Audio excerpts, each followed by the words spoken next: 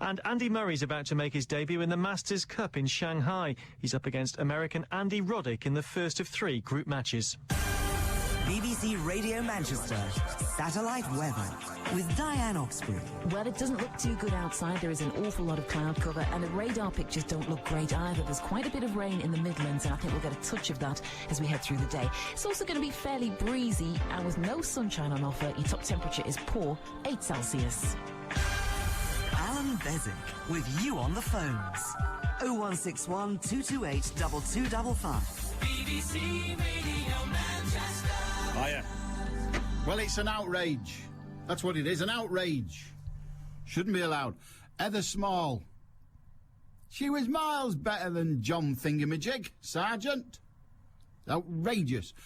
I know it's 24 hours ago and I should have got over it, but I was scandalous.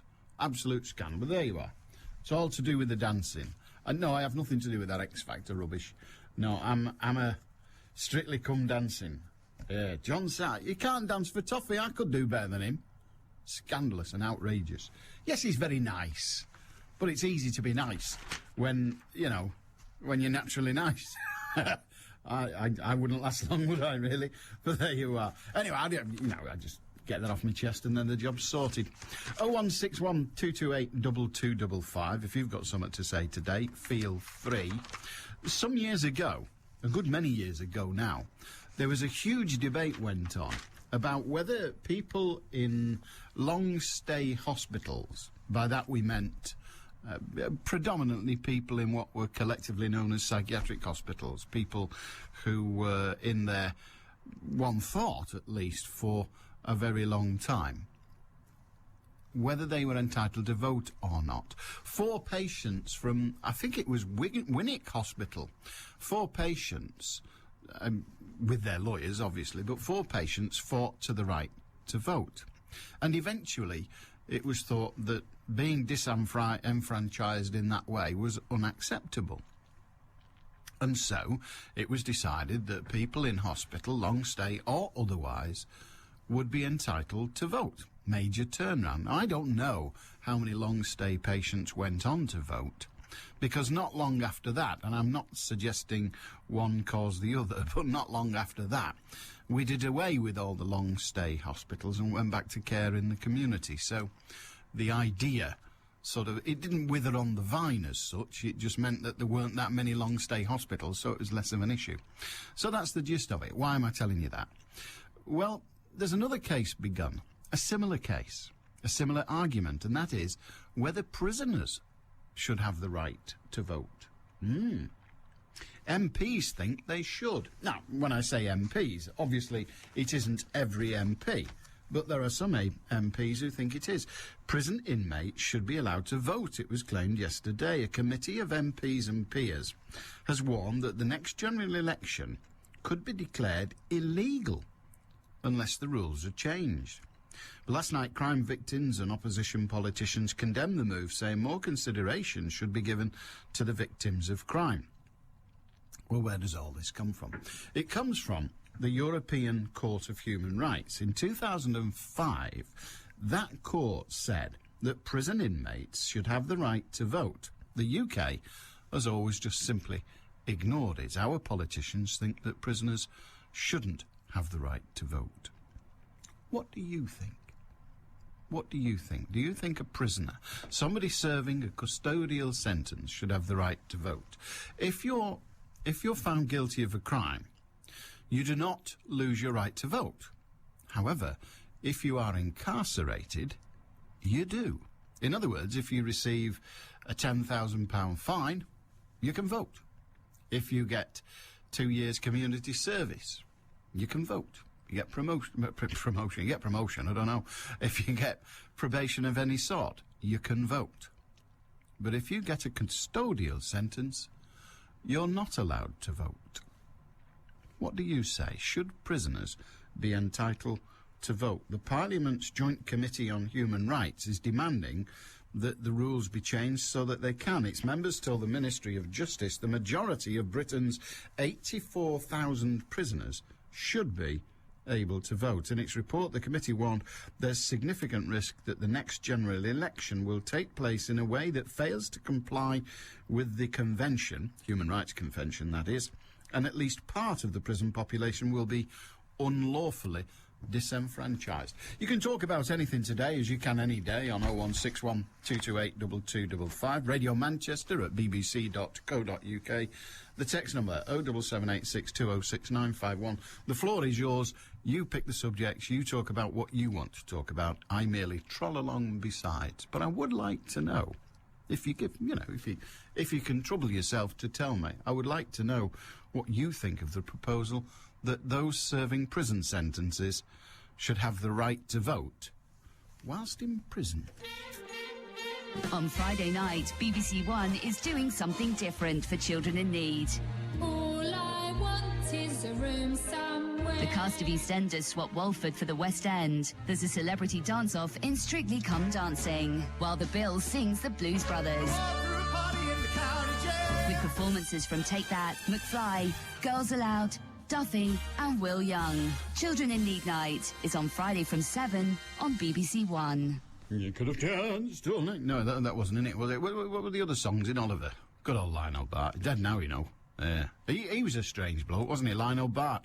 He was either a millionaire or a bankrupt. And it sort of changed every 6 months. He was an extraordinary fellow. Kept going bankrupt and then making a fortune with another song. But Oliver was... I liked Oliver. I don't know why. I'm not a fan. I'm not really a fan of musicals. I went to a musical last week. It was called... Oh, hang on. Of Thee I Sing, it was called. And it was a story about a presidential candidate. It was done by Opera North at the Lowry, but it was a presidential candidate who was single. And so they decided, you know, the apparatchiks decided, well, if he wants to be president, he's going to have to be married. So they had a competition as to who would be his wife. It's all drama, it's not real, but they had a competition as to who would be his wife. But unfortunately, just after they said, right, that's the one, she's won the competition, he'll marry her, he then fell in love with somebody. You can hear it all, can't you? It's one of them Gershwin things. Oh, God. But it was very funny. The funniest bits were about the vice president. Nobody knew who he was. He kept saying, vice president, who's that? Who is it? Who are you? I'm the vice president. Oh, are you really? Oh, how fascinating. Well, it's a bit like that, until, of course, the president snuffs it, and then the bloke's running the country. Or, very nearly, the woman's running the country. How scary was that? 0161228 2255. Joan Bakewell has become the Codger's Tsar. So that's nice, isn't it? Because she's knocking on a bit now, Joan Bakewell. She used to be the thinking man's crumpet, and now what is she? The Codger's crumpet? No, that doesn't do it. No. I'm just trying to... I'm trying to come up with a sobriquet. Joan Bakewell, thinking man's crumpet, and now she is the she's now the old person Tsar. Yeah, I suppose old people remember the Tsar. I don't know why we call them Tsars, but there you are, that's what we call them. So she's going to be that. Is that going to make any difference? Can you imagine her knocking on the government's door saying, oi, give them more pension, you miserable pigs? It's not going to happen, is it? Not going to happen at all.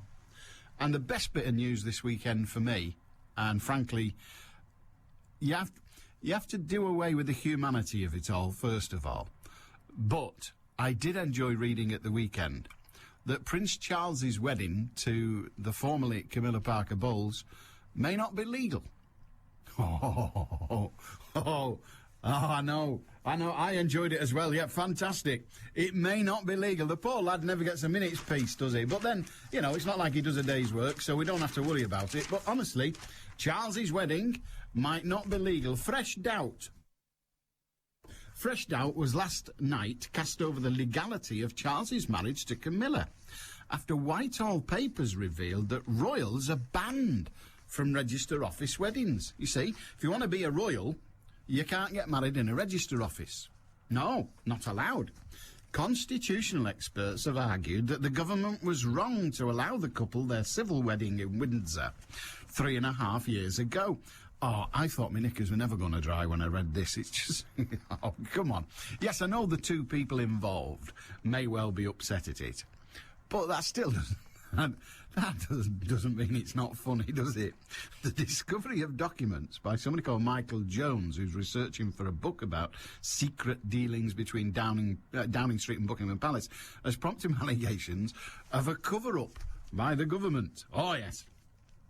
Downing Street has always refused to publish the legal advice that persuaded ministers to allow Charles and his second bride a civil ceremony. And the Marriage Act, the controversy centres on the Marriage Act of 1836, which introduced civil weddings for the first time.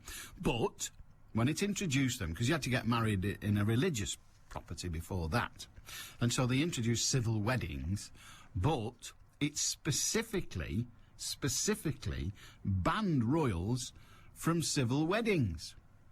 So, in royal eyes, Camilla and Charles are not married, which at least helps solve one problem. Because, of course, there was a lot of talk about whether Camilla should, or for that matter should not, be queen. Now, I know there was a deal done, and it was agreed that she would be consort and wouldn't be queen in the event of Charles becoming king.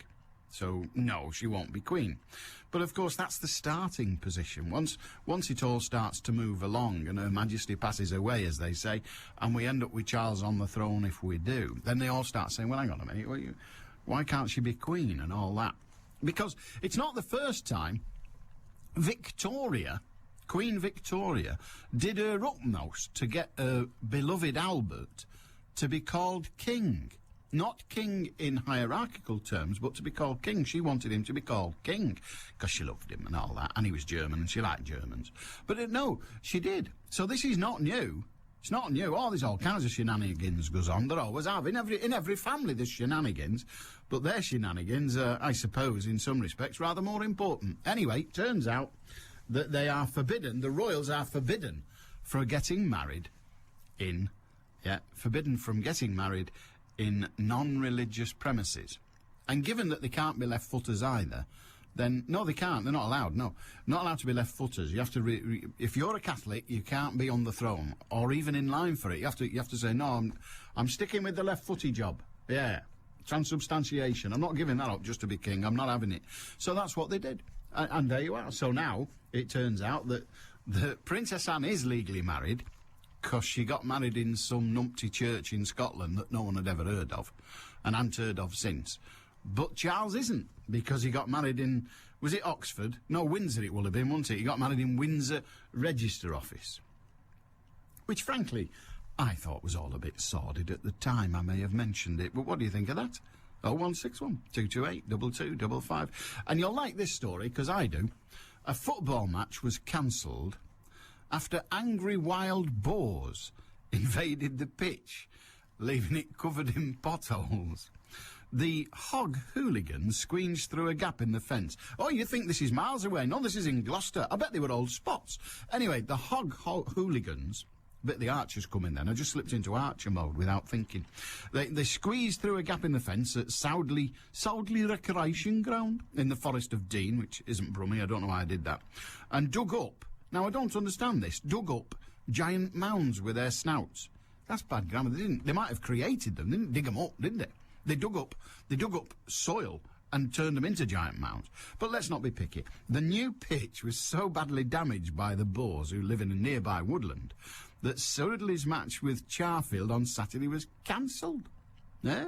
And they've only just spent £1,000 returfing it and expanding it. I don't know why they want a bigger football pitch, I've no idea.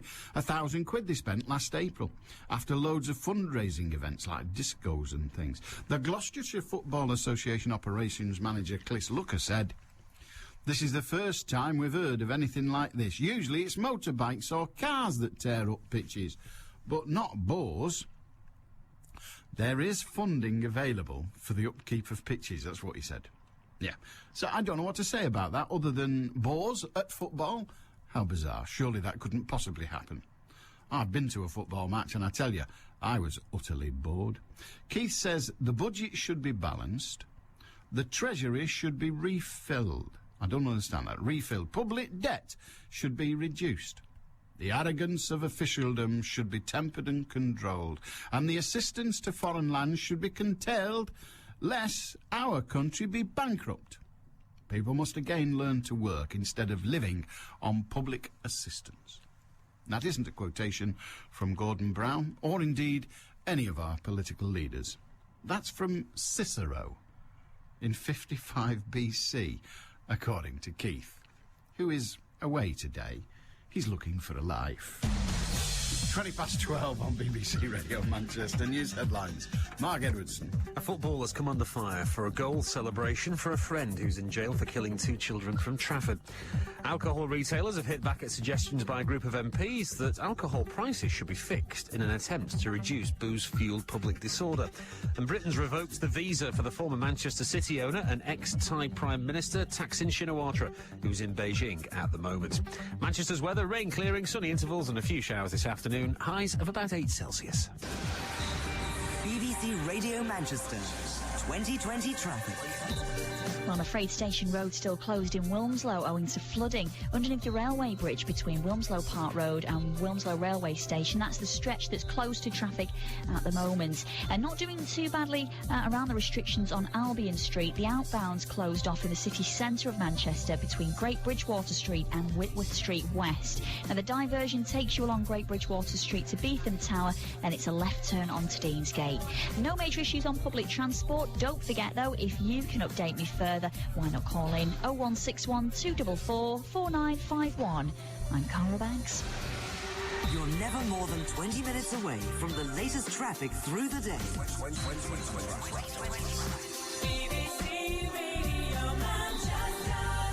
Sue in Stockport. Hi, Sue. Hi, Alan. I'd just like to tell you about my daughter, Carrie. She's a serving member in the RAF. She's done a tour in Iraq and one in Kosovo, and she's just informed me that she has volunteered and been accepted to go to Afghanistan, which I think is amazing. I'm totally behind her. But what I am very concerned about is that part of her duty, she's done a lot of driving in the past, and too often we're hearing that people are getting killed because the vehicles they were driving in are not equipped to the standard that they should be. So I wrote to my MP, and I've had a brilliant reply back from her. It's Anne Coffey, by the way, from Stockport. Yep. And I've said that, and I mean this tongue-in-cheek, I don't mind if she's shot by a sniper and she's killed in action. That would be bad enough.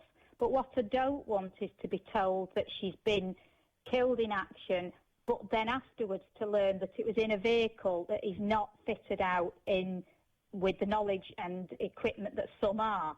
Apparently some are equipped in a certain way and some aren't.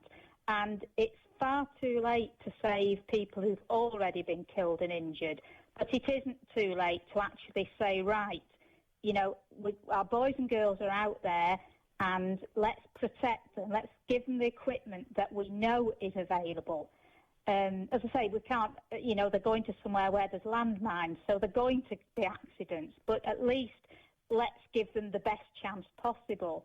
So I sort of wrote this letter, and I wrote from the heart, and I said that, you know, all the sorries in the world, all the wonderful military funeral with a draped coffin, etc., won't make up for the loss of a child that could have been prevented. So why I'm ringing you is to say that I wrote this letter to my MP, got a reply straight away, and she said that she would mention it to the Ministry of Defence. And I just thought, well, that's fine, that's my voice. But there must be thousands of people who have either a son, a daughter, a relative, or whatever, who, if they wrote to their MPs, the one voice would grow. And, and also for the people who have lost somebody already, maybe we can stop it happening so that it'll truly mean that the people they've lost haven't died in vain. Because these vehicles are about, just that some get them and some don't, and that's too great an odds of a lottery.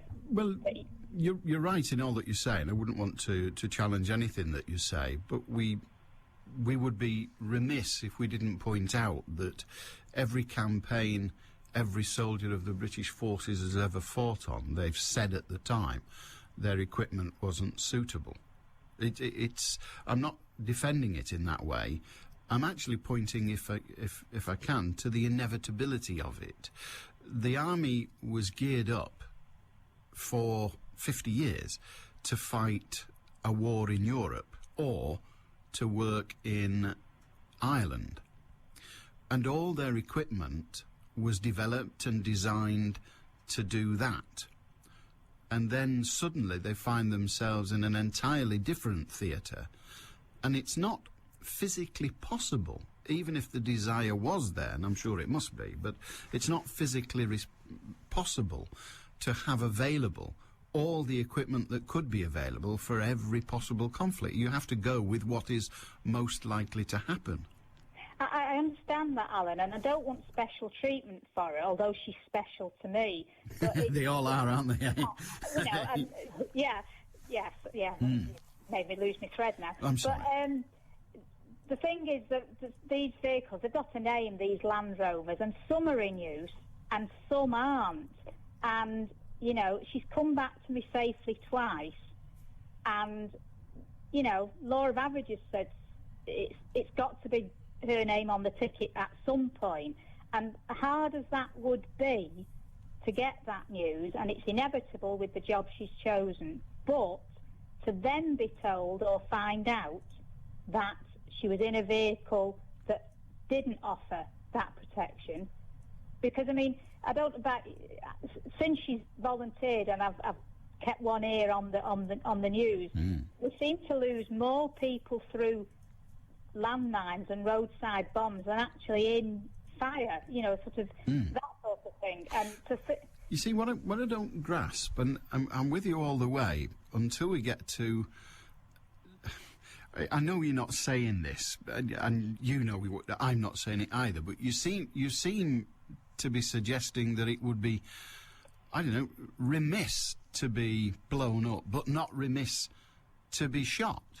No, if she was blown up and was killed or injured, but was travelling in a vehicle that did offer the protection, that's not say okay. You know, I can't stop her getting blown up. I can't stop her getting killed, but I can offer my voice to say that if she's travelling in an area known to be full of landmines and roadside bombs, then she should be travelling in one of these vehicles. I mean, it's not that we haven't got the knowledge. It's not that we haven't got the vehicles. It's just pot luck whether you happen to be in one that's you know, sort of protected or not. I suppose in the end it's pot luck whether you run over a landmine or not. That sounds ghastly, but it is, isn't it?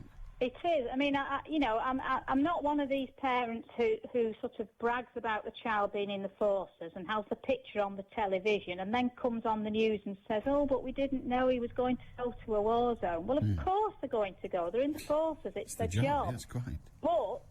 But in 12 months' time, on Remembrance Day, she should have done a tour and come back. So I actually got it in print now, my concerns, to my MP.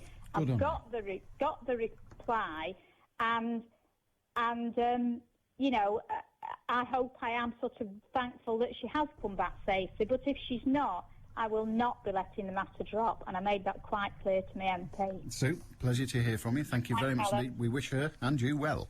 Thank you. Cheers, bye-bye now. 0161228 2255. Alan says, hang on, I've been shafted. £1,000 for a football pitch. It cost me more than that for our back garden. I've been shafted again. Thank you for that, via text. Hello, Alan, let's face it, most of their mates have been in jail, so maybe they're after more votes. Love your programme. That's from Jackie in St Helens.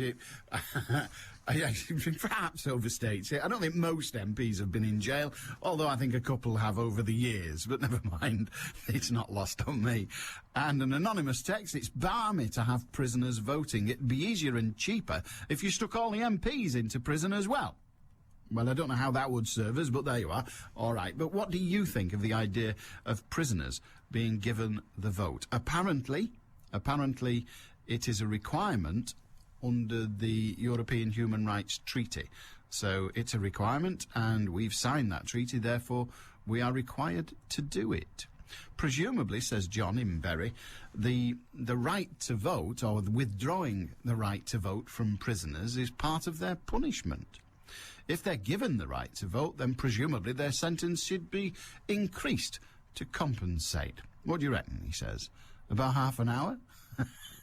Is the right to vote so cheap for you? Dearie me. It can't be. The right to vote is one of the crucial tenets of our democracy, isn't it? We wouldn't have a democracy without it. I wondered what you made of the Celtic FC decision to hold an applause rather than a silence, and thus giving in to the minority that would disrupt a silence. This presumably was on Remembrance Sunday yesterday. I don't know. The most horrible thing about Remembrance Sunday is when somebody does break the silence. I mean, it's always broken at the cenotaph. I didn't watch yesterday's, but it's always broken at the cenotaph in a way that I think is actually prosaic, and that is almost always anyway. There you are, everybody's taking their minute or 2 minute silence, and a baby cries or a very young child asks what's going on or whatever. And I find that utterly prosaic, because if war's about anything, it's about the future, and the future belongs to the youngsters. So all of those things. Yeah, I know that's a bit of a sentimental way of looking at life, but I think that's kind of prosaic. But some lunatic making a clatter. You see, even if you disapprove of war, don't we all? But even if you disapprove of the wars we've been involved in, even if you think the whole thing is ludicrous and the failure of politicians and all of those things, you can still shut your mouth for 2 minutes. It doesn't take a lot. Unfortunately, there's something happens with crowds, isn't there, really? Football crowds particularly, in that you only need a couple of lunatics. You know, you go to the average football crowd, it's 20,000 people. I know we're used to bigger numbers than that round here, but the average football crowd is probably about 20,000 people. And in 20,000 people, you're going to get a few lunatics. And what a lot of clubs have done over the years, when one of their ex-players or a member of the board or whatever dies, they hold a 2 minute silence, and the other side don't respect it, and so everybody gets hot under the collar. So I suppose 2 minutes applause gets past that. But yes, it does mean that somebody has managed to change things by appalling behaviour, and maybe that's horrible. But I don't know what alternative they had. What would Celtic do? Just ignore it. Just ignore Remembrance Sunday and say, look, they're not going to hold the silence, so we won't do it. Or have the 2 minute silence, have it broken, and then all that says and causes. You could have fights on the terraces and everything as a result. Now, it's a dodgy one. I don't have an answer. I don't have to think of those things, really. Somebody else has that problem, and I'm glad of it. I thought you might have liked that quote from Cicero, says Keith. Maybe you do. I'm still looking for that life, he says. And then says, I'm actually refurbishing the bathroom. And so the person in charge has gone out, and I'm skiving. I wonder who the person in charge is. We must guess. 0161 228 2255. And I'm often, like everybody else in this game, taken to task for various pronunciations. But I like this one from John in Bury, who says, how's this for pedantry? Cicero, Cicero, should be pronounced Cicero. It's been determined that Roman Latin pronounced C as hard, not soft. So there you are. Cicero. Doesn't sound right, does it, Cicero? Nah, I'm sticking with Cicero, despite your protestations, but thank you for them nonetheless. David in Liverpool, hiya. Oh, good afternoon. I didn't expect that so quickly. Oh, we don't mess about, you know. Oh, no. Well, although, you know, we've got the better football team and all the rest of it, but still, never mind. Who cares? It's a daft game. I wouldn't say that. Go on, mate. Regarding prisoners. Yes. I would say a prisoner who is out of society is not fully aware of how society is operating. You know, they've got TV, radio, newspapers within the prison, but they're not in society. I reckon they could, I don't know, obviously, but they're probably slightly out of touch with what's going on in the world. Yeah, but... Therefore, how can they vote? They can only vote on what information they've got off the TV and something. They're not outside. Well, yes, I agree in the thought process, but most people who vote are probably not that in touch with politics. True, but we're outside. We can see the level of crime in our neighbourhood. We can see the level of what's going on in our neighbourhood. We can listen to the politician make these promises to deal with this, etc., etc. But the prisoner, not living in the community, is not fully aware. Well, he's not fully aware, but the issues that affect the country are broader, substantially broader than merely local crime and local incidents. Yeah, I mean, for example, prisoners, I suspect to a man and woman, would want to vote for more lenient sentencing. And given that they're the only ones experiencing the sentencing, using your argument, they are the best equipped to say. On that point, yeah. Well, on that idea, I understand prisoners go to jail as punishment, not for punishment. They do, yes. They go to jail as punishment. Well, I say there should be some form of harshness about a prison to deter you going. Yeah. There should be some form of punishment within the establishment rather than go there just to deprive you of your family. Well, there is also other things that you're deprived of. You're not just deprived of your family. You're deprived of the free and easy movement. You just say you're out of contact with society. Your very own point. So there's more to prison than not seeing the kids. You know, a lot more to it. Whether it's enough is for you and others to decide for yourself. But certainly there's a lot more to it than that. But they don't cease to be human beings, and they don't cease to be subject to the laws and rules of our society. So surely the argument goes that they have the right to have a voice in that society. Well, they're not in society. Well, they're still in society. They're not at large. Well, they are part of it, really. They are an element of it, of society. The same argument that you're using, in a slightly different context, but the same argument that you're using was used all those years ago with long-stay psychiatric patients who also were not... I mean, Rain Hill in Liverpool, I'm sure you remember Rain Hill, David, Oh, yeah. and that was... a couple of thousand, I think it may have been. There was a similar one in Winwick. Most towns had one near them. But there was a huge psychiatric hospital full to the ginnels with people who had no prospect of coming out into society, didn't live in society, in your terms, and then were granted the vote. They hadn't previously had the vote, but were granted the vote because it was deemed to be a diminution of their human rights if they did not.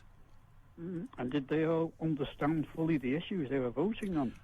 Well, I don't know, is the simple answer. I suspect some were not, but I'm forced to say that not everybody, including me incidentally, and I follow politics finely, but including me, not everybody understands the issues. True. So we're allowed to vote. I don't know where this takes us, but certainly you're of the view that, or I'm presuming that you're of the view that prisoners shouldn't have the vote. Yeah. All right, mate. Maybe I'm a bit older. I'm older generation. There's nothing wrong with older generation. You're entitled to your view, whatever age. Things change and move on. Things are going sloppier and softer to my day, anyway. All right, mate. Good on you. Okay. Cheers, David. 0161 228 2255. If you want to join us, you can. And the text number is 07786 206 951. And, of course, you can email Radio Manchester at bbc.co.uk. We're available for all. Oh, God, yes. Yeah, I still like the Kikero comment. Kikero, indeed. There's no way I'm going to start saying Kikero. It's just not good. No. I enclose a copy of an email received today purporting to come from a bank. This is from Henry. This is one of 4 that's turned up in the past 10 days, and it's obviously from a fraudster after my savings. All these emails have mentioned different banks and have probably been sent to thousands of addressees in the hope of luring the number of people into divulging their account details. The elderly, the immobile, depend on online banking and should be constantly warned of the dangers. I wonder how many of your listeners have experienced these obnoxious communications. Well, I've had a couple, Henry. Indeed, you're right, you like this. You know, we have Radio Manchester at bbc.co.uk. Well, them crooks have even sent them to that, like as if Radio Manchester was a person. You know, they think there's some bloke wandering about called Radio. Hello, Radio, how's your son? Pardon? Exactly, barmy. So, yeah, people have got them. What I can say, I've got bank accounts with 2 different companies. And both of them, both online accounts, and when you go onto the website to do some transaction or other, they both have warnings saying we will never contact you via email directly and ask you to give us any of your banking or personal details. We just will not do that. So I suppose that's the way for all of us to protect ourselves. Just if you get any emails of that ilk, ignore the blessed things. But thanks for the warning. Just gone 20 to 1 on BBC Radio Manchester. News headlines, Mark Edwardson. A footballer has come under fire for a goal celebration for a friend who's in jail for killing 2 children from Trafford. Manchester will be getting a share of £1 billion worth of funding to make you even healthier, and the Prime Minister's been talking about the possibility of tax cuts. Manchester's weather, a few showers this afternoon, but there'll be some sunshine too, and a high of 8 Celsius. Is it me, or is there a whiff of election in the air? BBC Radio Manchester, 2020 traffic. Well, no change in the Wilmslow area, I'm afraid. Station Road remains closed off because of flooding under the railway bridge, so it's closed between Wilmslow Park Road and Wilmslow Railway Station. But traffic on the motorways all seem fairly quiet at the moment. No major problems on the Pennines, on the M62 and M67. Traffic from Hyde to Manchester moving quite freely for the time being. And no major issues on public transport either. But don't forget, if you know of a problem, maybe I've not reported on it, call in 0161 244 4951. I'm Cara Banks. BBC Radio Manchester Sports with Mark Elliott. Mark Hughes' job is not under threat, according to the Manchester City chairman. Press speculation after a poor run of results has led to Khaldoon Al-Mubarak issuing a statement this morning in support of his manager. Delith Lloyd has more details. City's 2-1 home defeat to Spurs yesterday was the 5th defeat in the last 7 Premier League games. But Khaldoon Al-Mubarak says paper talk that the club is lining up a replacement for Hughes is incredible and rubbish. He says he's committed to Hughes and the team and will be upgrading in terms of players in January. The 2 men are due to meet tomorrow to discuss targets for the transfer window. The speculation over Hughes' position wasn't helped by yesterday's defeat to Spurs, and City's cause wasn't helped by having 2 players sent off. Gelson Fernandes was shown 2 yellow cards after 27 minutes, and Richard Dunn was sent off late on.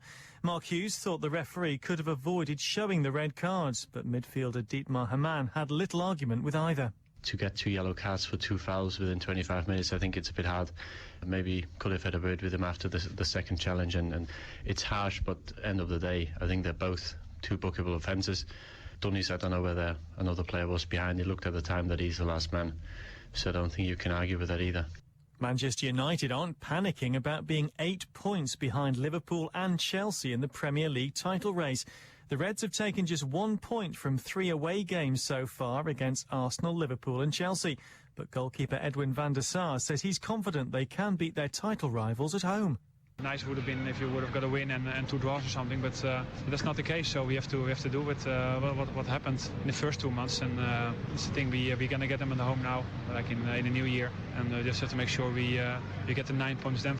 The Bolton Wanderers defender Gary Cahill says all the players at the Reebok are backing boss Gary Megson, and he says they're glad to have delivered 2 straight wins. After a poor start to the season, some fans were unhappy with the boss, but Cahill says the players are right behind him. The management, the staff, the players are all together. You've never heard any of the players moaning about anything.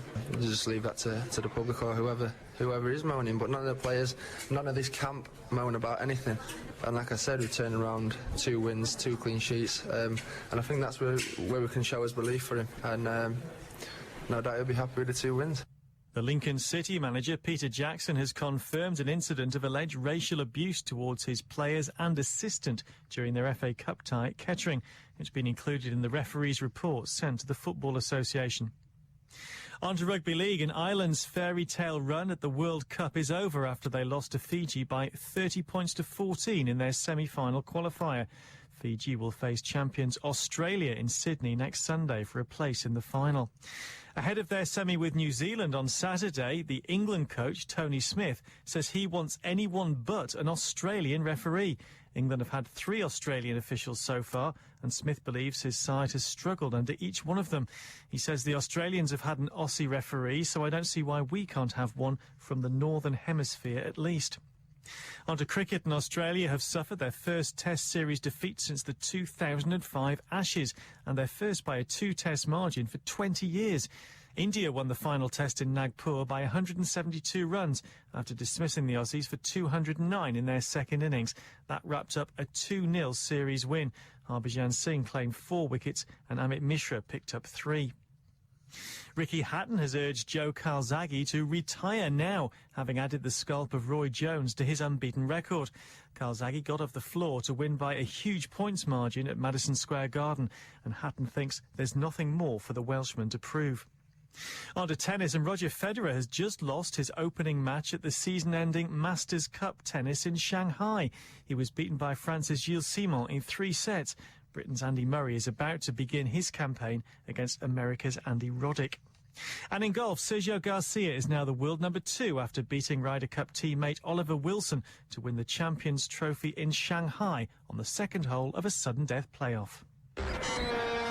The next live action on the Northwest's biggest sports station. It's tomorrow night, it's Carling Cup football. There's commentary on Wigan's trip to Arsenal and live updates on Manchester United against Queen's Park Rangers. Tomorrow night from 7. BBC Radio Manchester. It's tomorrow night. It's never tomorrow night. It's always now. I don't understand. Oh, well, never mind. It's never... It's tomorrow. What day is it? Oh, it's tomorrow. No, never mind. Arthur in Mottram. Hello, Arthur. Good afternoon, Alan. It is, yes. Listen, I want to be mentioning for a minute about this government's banning the happy hour, what they call the happy hour, and you know, clamping down on drinking. Right? Yeah, they're going to ban the happy hour, and they're talking about making a minimum price for alcohol. Right. Yeah. Well, in the first place, it was the government that bought this open 24 hours in the first place. It was, yeah. Right. Now, 30 years ago, I won't. Well, it sounds. It doesn't. It's not a real long time that. I can't advertise. So the Liffey water, I could get a pint of that for 17 pence, and now it's 300 pence. It's £3. So that's gone up 17.64.00 times. If that isn't a rip-off, what is? Well, certainly Guinness, which you weren't advertising but managed to do so nonetheless, Guinness, along with other alcoholic drinks, has increased in price. But, enormously. Indeed.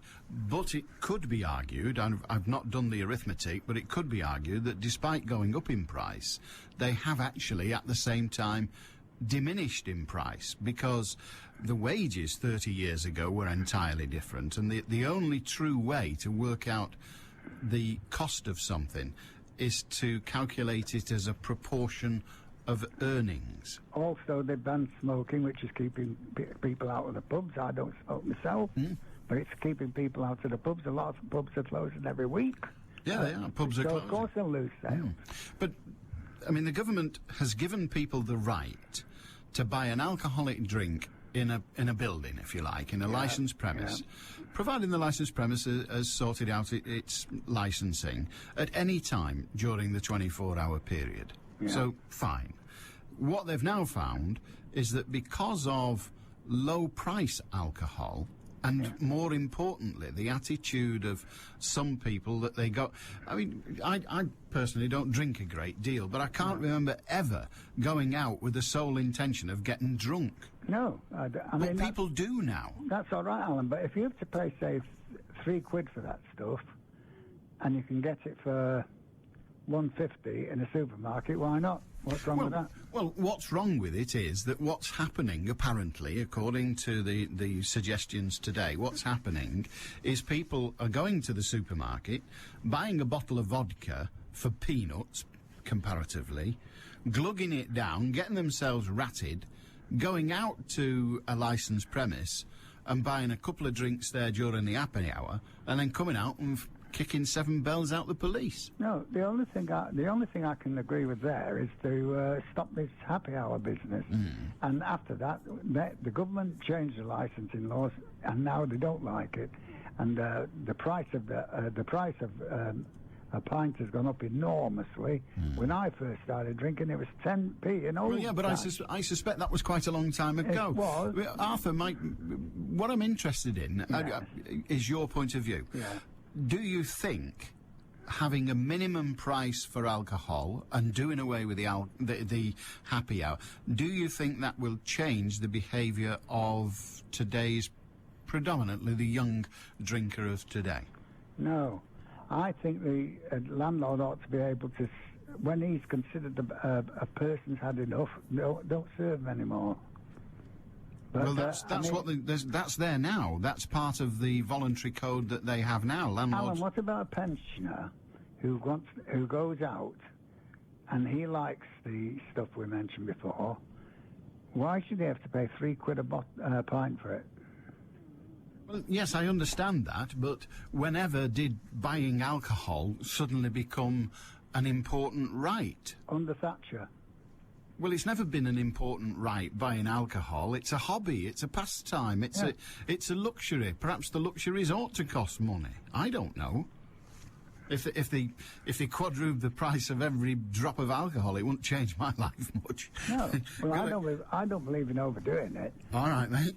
Good on you. Arthur says, and he's got a good point, Arthur says, look, it's not fair. Do away with the happy hour. By all means, he doesn't take advantage of the happy hour. But why shouldn't he be allowed, because he's not going to start fighting with the coppers, why shouldn't he be allowed to go into a supermarket and buy his particular tipple for half the price it is in licensed premises? Why should he be punished because a load of lunatics are fighting the coppers at 2 o'clock in the morning? It's a good question. Mornings sound better with Eamon O'Neill and Diane Oxbury. Eamon and Diane. The traits of the nation, why a good moan makes us true Brits. What's the top one we moan about or talk about? Weather. Correct. The second one?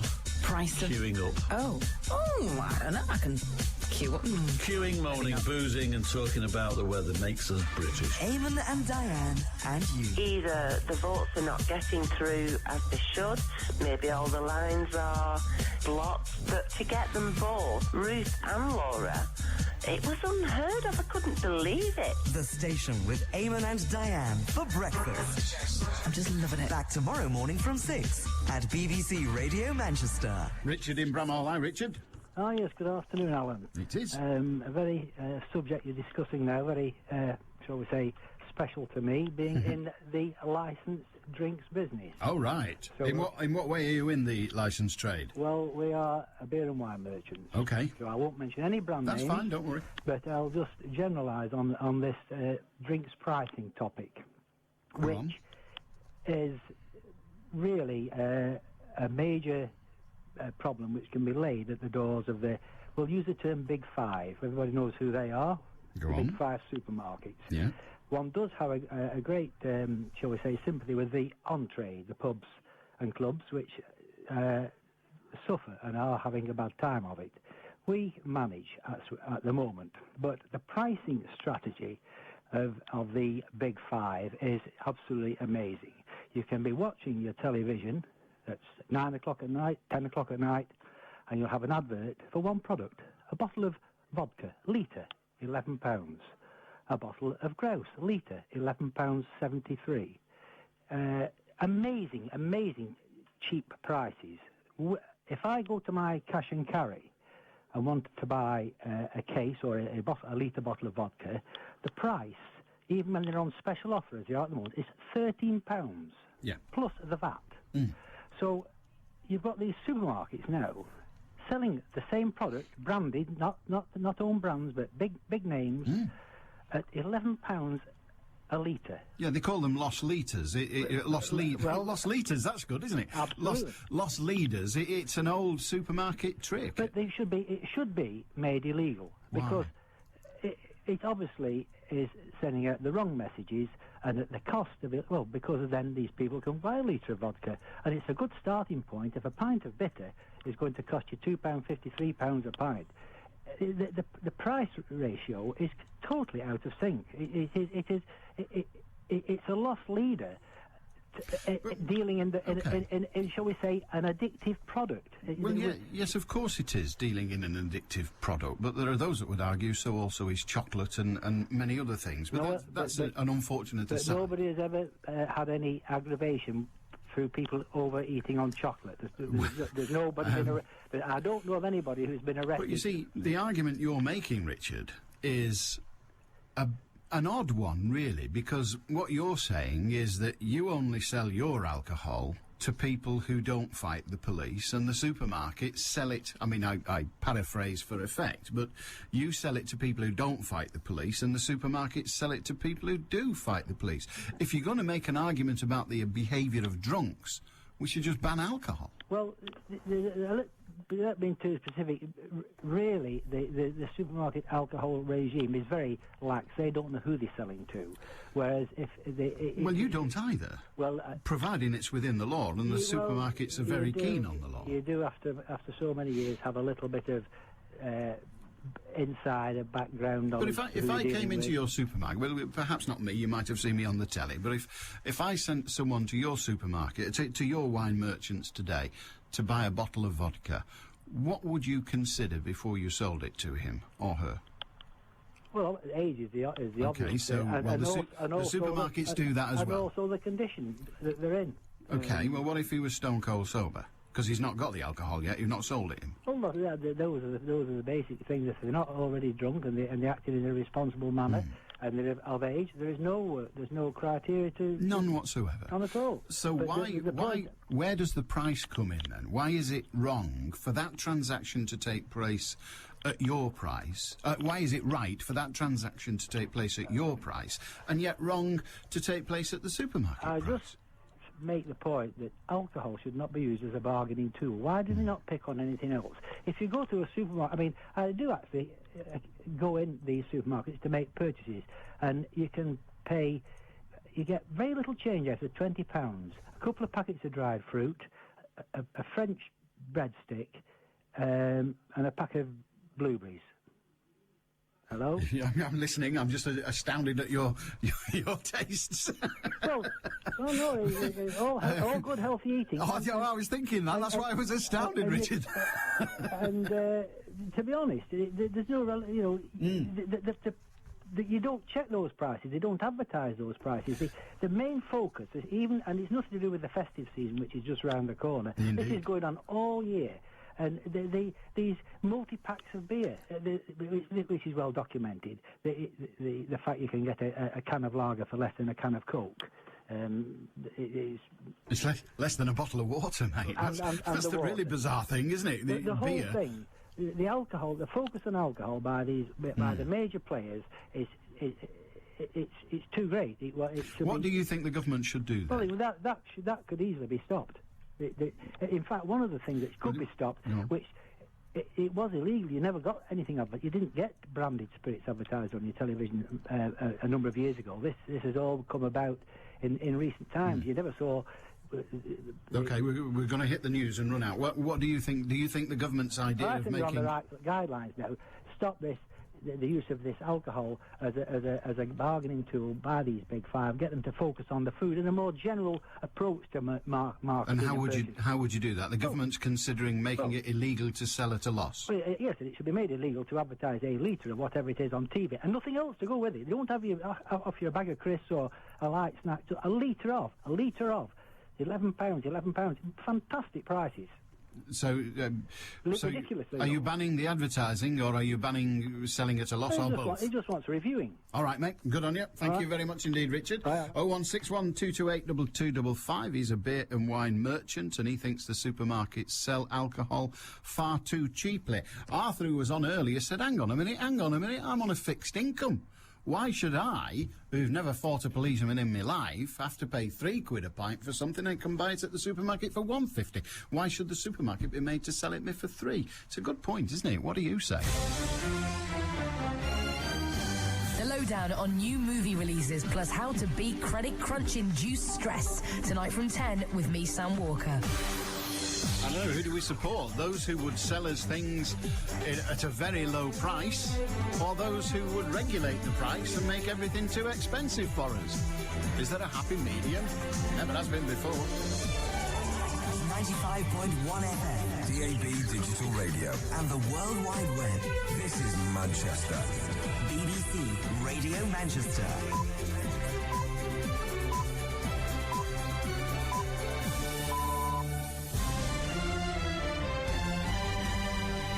At 1 o'clock, a football club investigates a goal celebration described by a Trafford mother as disgusting. And Manchester's work to shed its Six City tag leads to a share in £1 billion.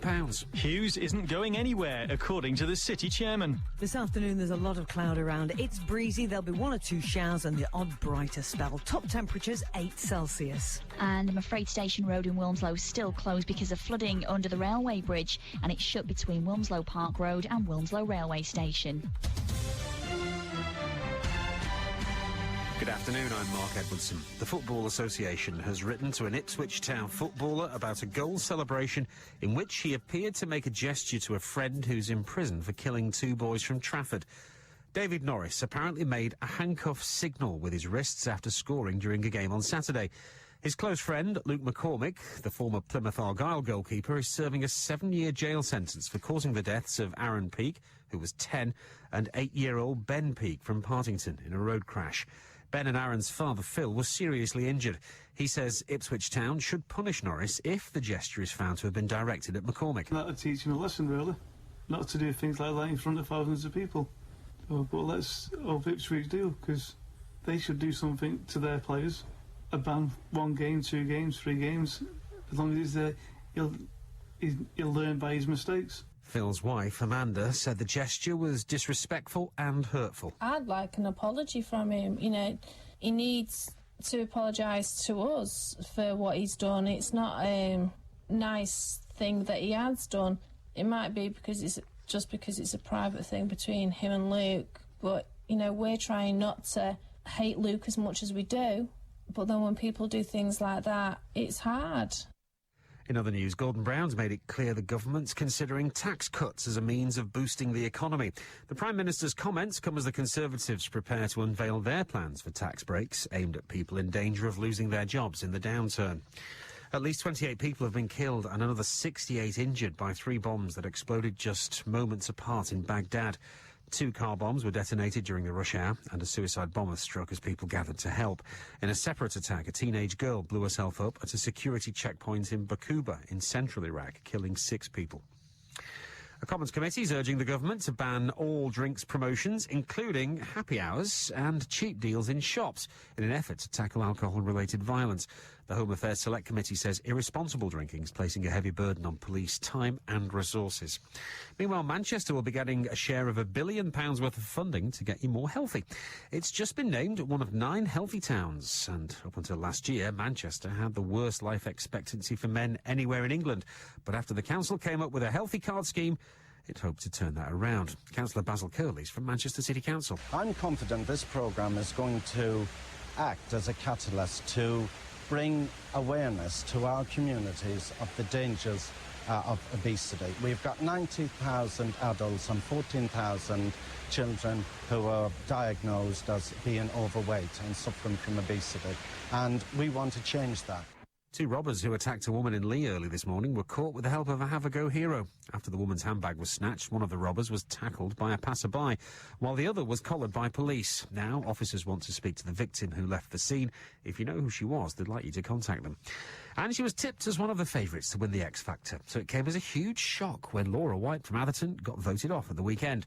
Only her mentor, Cheryl Cole, tried to save her. Laura says she's still trying to come to terms with it. It's gutting for me, you know. I'm still so heartbroken about what's happened. I'm hoping that because the public have seemed to, you know, such a big reaction has been caused, that hopefully there's someone out there that can still help me and that will maybe sign me up or give me some kind of work that'll benefit me in some way. BBC Radio Manchester Sports with Mark Elliott. Manchester City manager Mark Hughes has been given a vote of confidence after speculation about his future.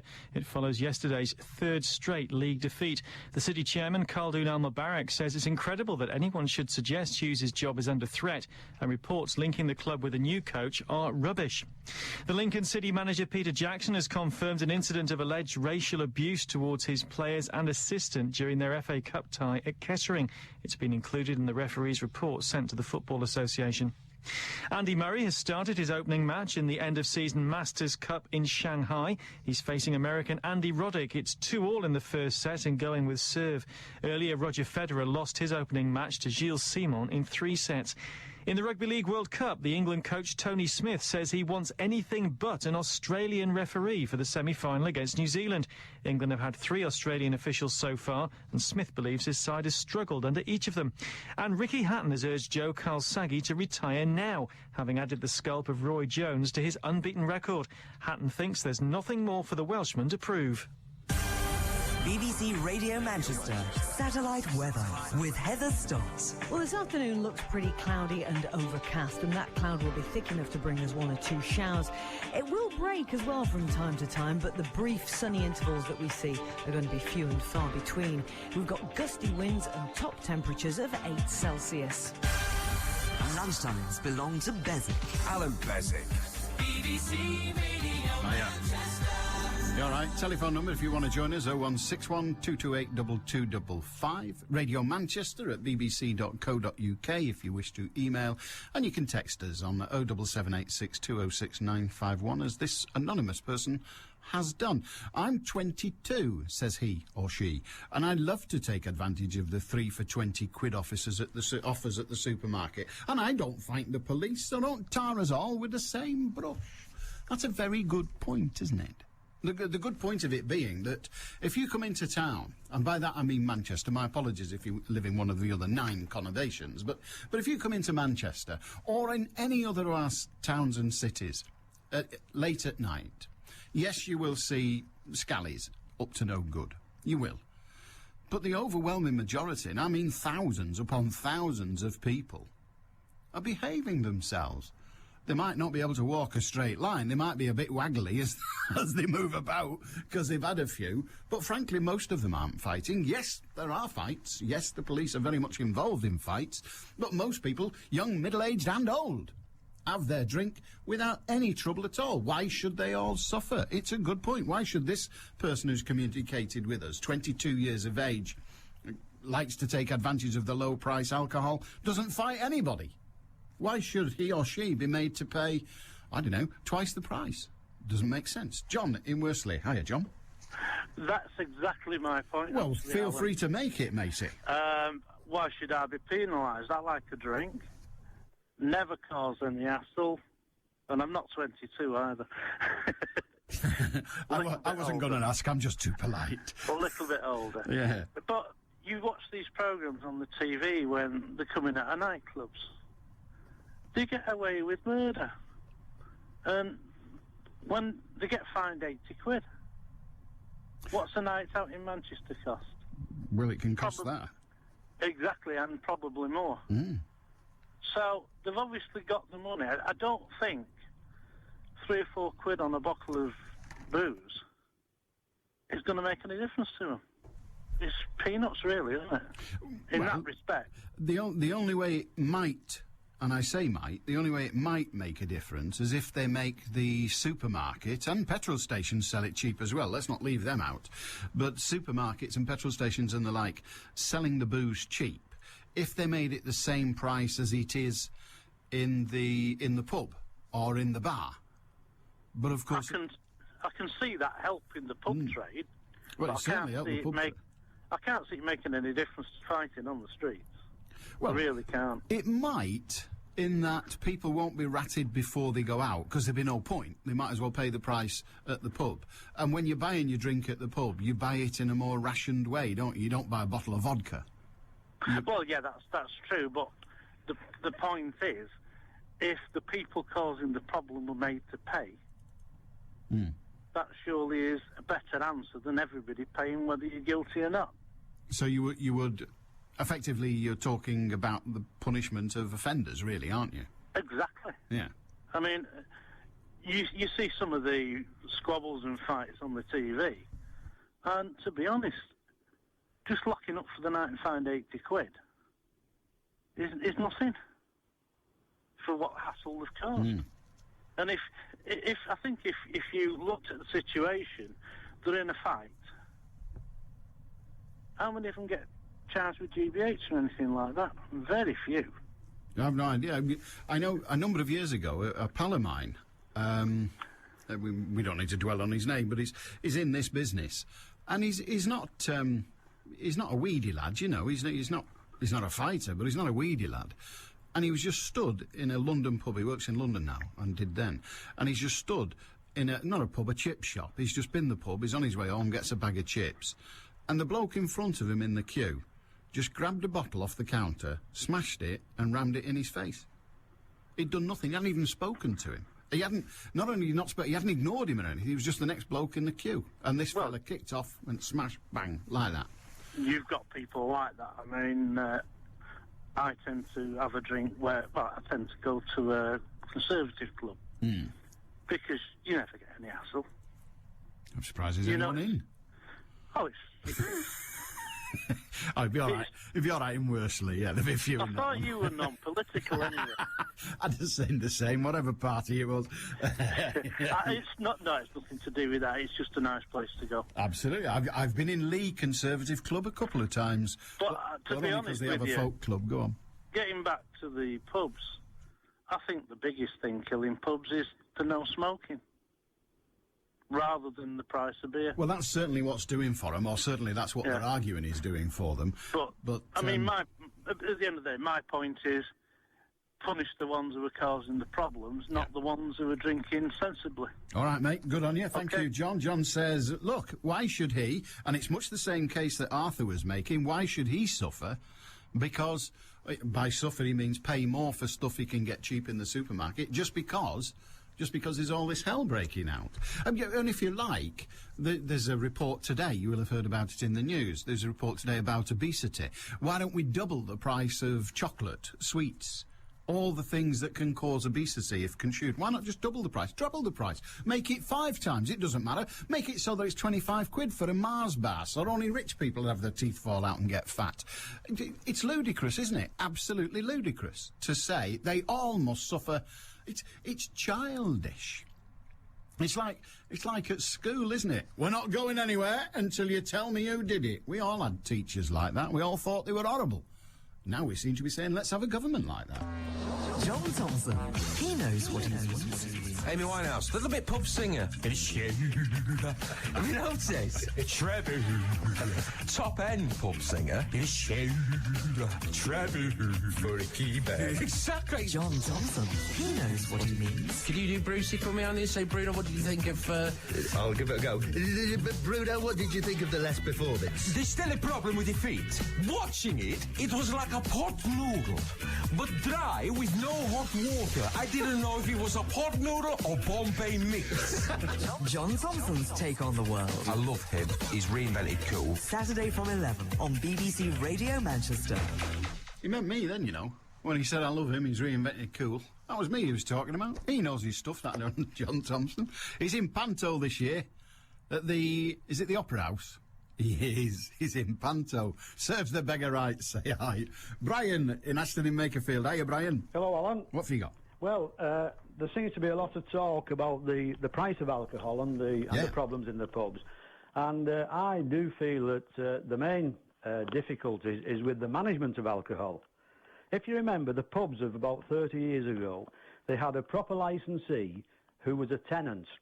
And licenses were very hard to come by. And the licensees kind of kept them very, very precious. They were very reluctant to serve anyone was drunk. They were frightened of losing the licenses. Well, that they used to say, didn't they? This is my livelihood, mate. That's right. They used to say that. And the police used to come in at 10 o'clock every night. Most pubs now are managed. The staff are very young. The relief staff are on minimum wage, and you never see anyone who is in control of the premises.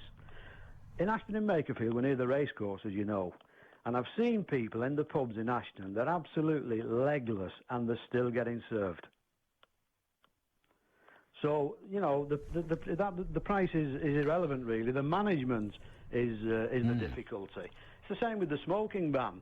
If the licensing authorities have had proper ventilation and proper facilities for decent recreation in the pubs rather than smoke-filled, they wouldn't have had the ban.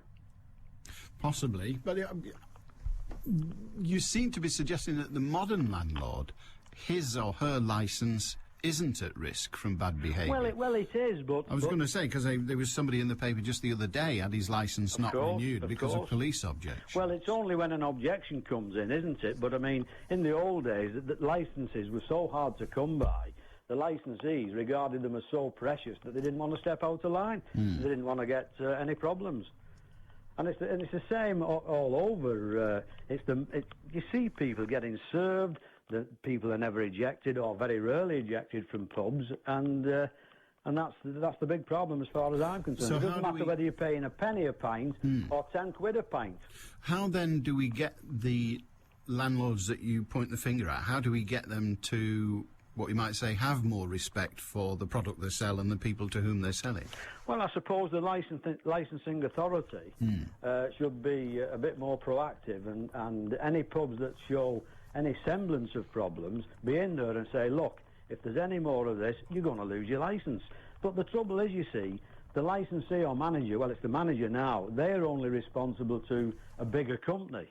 And it's some way down the line that responsibility is... But the government, when they brought in 24-hour drinking, that's the only thing people remember. But I seem to recall that they also brought in more powers for the police to more closure powers, it was described as, wasn't it? The police could close the place down, but they don't seem to be doing so. Well, they don't, no. I mean, the point is that I suppose with pubs, and particularly at the weekends, they have so much to do, kind of rounding up the wild people, as it were, that they can't take a more proactive approach to all the general pubs that are round about. Yeah, I've never seen a policeman in a pub in the last 20 years. Have you not? No. No, I don't think I have, but you used to, didn't you? You used to see them all the time. They used to come in, didn't they? I'll tell you something, Alan. When you were young in a pub, weren't you frightened of the sergeant coming in? If you were underage or whatever? I don't know what you're asking me to admit, Brian. They've got long memories, you know. I know. What's that Mike Harding joke? He said, I'm 14, that's puberty. I thought it meant you could go in pubs. The older the better. Well, as Harding's now relying upon that because he's very old. Yeah. But it is a management problem. But yeah, coppers used to come in, didn't they? They did. Just after closing time. Yeah, they did. Yeah, I can remember when I worked in pubs, because I worked in them more than I drank in them. Yeah. But when I was working in pubs as a barman for a few bob, you'd get the copper come in about 2 minutes past the drinking up time, so the closing time. If there's any glasses about... Yeah, there was all hell let loose, wasn't there? It was usually a stern talking to. Yeah. But at least it was something. There's nothing happens now. No. I mean, sometimes you go in, because pubs are open for such a long period, the licensee is not going to be there in the bar for the whole of the opening period. Can't possibly be. Now, the relief staff or the younger staff or assistant managers or whatever, they don't have the presence or the power to either eject somebody or refuse to serve somebody or to manage the place properly. All right, mate. Good on you. Good point. Thank you, Brian. It's all to do with the landlords. The landlords ought to buck up. And he did say that the smoking ban is doing for an awful lot of pubs, and it is. And as I told you last week, I went to a bingo hall for probably the second time in my life. About 2 years ago, I went to one in Middleton, and it was like working in a foggy night. A foggy night in Middleton town it was, because it was thick with fog. But people knew the score. They were enjoying themselves and all the rest of it. The place was heaving. I went to one, I won't say where because it's not fair, but I went to one the other night for a job and to do some work. And frankly, the air was pure, absolutely clear, but there were a lot fewer people in. And when you spoke to them, a lot of people said, oh, well, my friend doesn't come now because of the smoking ban. Now, you know me and smoking, I'd round them up and shoot the lot, really. But it does strike me as being unfortunate, should we say, and perhaps even unacceptable that those people who no longer go to the bingo or the pub or wherever because they're not allowed to smoke, those people are having their rights curtailed. Now, I don't agree with the idea that, OK, we should do away with the smoking ban. But ought we not to allow premises to make up their own mind? Ought we not to say, well, OK, if this pub wants to be a smoker's pub, it can be so, and there should be a dirty great sign outside saying, if you drink in here... I wouldn't have it where people had accommodation, bedrooms and the like. I wouldn't have it where there was food served. But ought not the pub to be able to say, well, we are a smoker's pub. This is it. You want to come here? You can come here. The air is thick with smoke. This one down the road is a non-smoker's pub, and you're not allowed to smoke in there. And if the bloke says, well, that's unfair, he says, fine, don't come in then, we don't care. I don't know. We seem to have removed people's choice to harm themselves. I don't agree with the right to smoke in public, generally, because I don't think you have the right to pollute somebody else's atmosphere.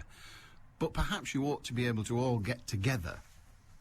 I mean, I just all, you know, all, everyone with dirty habits should be entitled to go to a club that allows dirty habits, surely. What's wrong with that? As long as I don't have to go and do their dirty habits. 1:20 on BBC Radio Manchester. News headlines, Mark Edwardson. The Football Association's written to an Ipswich Town footballer about a goal celebration in which he appeared to make a gesture to a friend who's in prison for killing 2 boys from Trafford. Gordon Brown's made it clear the government's considering tax cuts as a means of boosting the economy, and at least 28 people have been killed and another 68 injured by 3 bombs that exploded just moments apart in Baghdad. Manchester's weather, some showers, maybe a glimpse of the sun too, highs of 8 Celsius. BBC Radio Manchester 2020 traffic. Let's take a quick look now to Station Road in Wilmslow. It's still closed off because of flooding between Wilmslow Park Road and Wilmslow Railway Station. Water's collected underneath the railway bridge because of heavy rain overnight. It's up to 2.5 foot deep at the moment, so it's had to be closed off for safety reasons. Surrounding roads also looking quite busy as a result of that. Don't forget Albion Street on the outbound city centre route. That's Albion Street outbound between Great Bridgewater Street and Whitworth Street West. Still closed off whilst that water maintenance work continues. So the diversion for the moment takes you along Great Bridgewater Street through to Beetham Tower, then it's a left turn onto Deansgate. Any further problems you happen to spot on the roads or on public transport, call in 0161 244 4951. I'm Cara Banks. Thank you, Cara. More updates than the other guys. 2020 traffic. 0161228 2255, Radio Manchester at bbc.co.uk, and the text number 07786206951. And we had Richard on, the beer and wine merchant, earlier, who said he goes in supermarkets, and David in Crumpsall says this via text. I'd be more in sympathy with Richard's position if he bought his dried fruit, French bread and the like in the local shops while there's still some left. It's not so much that the supermarkets are cheaper than local shops, it's a harsh economic fact of life, but they can sell it so much cheaper than smaller retailers can buy it. I'm all for competition, says David, but fair, not unfair, where the big guys can strong-arm the suppliers, not just on prices, but send their own longer settlement dates. In other words, we don't pay you for a very long time. That's David in Crumpsall. And Kath in Kersley says, hi Alan, me and my daughter went out to a do last Saturday. She's 16 and had a draft Coke, and I had a draft cola, and I had a lemonade. I got 70p change from a £5. That's the other thing, isn't it? That is the other thing. Why would you go into licensed premises and drink non-alcoholic drinks? You can't afford it. Even in the pubs, which are whinging about the cost of booze in supermarkets, even in the pubs, non-alcoholic drinks cost an arm and a leg. Frank in Northern Moya. Moya? More. Hiya, Frank. well, that last comment's just taken a bit of my fire away. Don't you worry about it. You build it up again. I came back from the cenotaph yesterday after doing my duty and went into 3 pubs and they were all empty.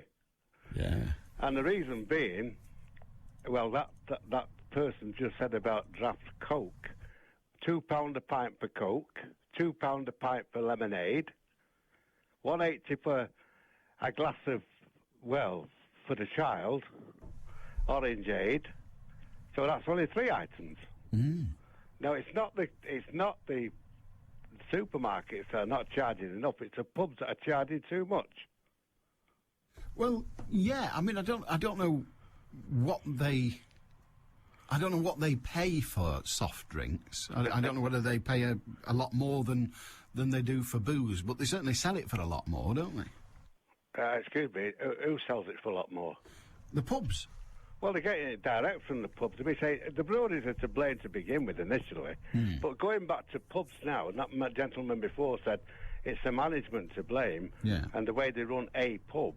There's certain pubs now run by one manager, and he's running 4 pubs, so everybody be looking after 4 pubs. Well, that's it, isn't it? And he can't, but... Well, I'm going off the subject, really. Well, that's all right. You can come back, or you can stay off it. I don't mind. I don't know where you drag We're us. all about prices. Yes. Now, let's be fair. The government's created a monster by allowing... Well, to build all these supermarkets, fantastic for people. They're closing all the shops down, they're closing all the pubs down, and I must admit that smoking has got 80% to do with it. Because whatever pub you go in now, there's hardly anybody in. Well, all right, but one of the traditions, and it's an old tradition, it's been going on for donkey's years, before I was born, before any of us were born. You sell one of your items really cheap, that gets the customers to come in, and they buy all the other things that aren't so cheap. It's the loss leader. What the government's talking about, or what they're being advised to talk about at the moment, is doing away with the principle of loss leaders when that leader is alcohol. In other words, legislation saying you cannot sell alcohol at a loss. What do you think of that? Well, what I think about the prices of anything, whether it's a loaf or whether it's a bottle of milk or whether it's a pint of beer, I think there should be a certain amount of what profit they can make. And it used to be, I think it was 33 1/3, I'm not sure. No, there's not been any profit rule ever. What there was for a while, well, until... Well, it was in my time. It's probably in your dad's time. Well, no, there wasn't a profit rule. What there was something called retail price maintenance. Yes. And that was Well, Maggie got rid of that. No, it went way before Maggie.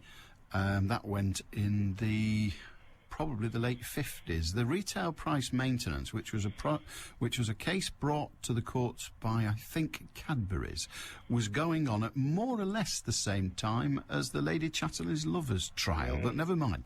But retail price maintenance, you remember that. You remember that all the shops sold all the products at the same price because the price was set by the manufacturer. Yeah, so did the breweries. Indeed. But they set the price, and now that has changed. Now supermarkets can do their prices in any way they like. Stuart's just reminded me, thank you, that retail price maintenance was kept for books and magazines for a good long while after other retail products. Probably that's why I remember it. Yeah, could be, could be. And they had it on books, and in fact it was the man that changed the pricing structure on books, I think, was Tim Waterstone. I think he was the one that fought against the price structure on books because he had those huge bookshops and he couldn't sell the books cheaper than local bookshops, your local ordinary bookseller. And but so don't you think it's a bit of a myth when they keep repeating? They're selling it cheaper. They're still making a profit. Well, they're not on alcohol. Well, I think they are, Alan. Well, you may well. I think if better brains than you and I got into it, they're not selling it for nothing.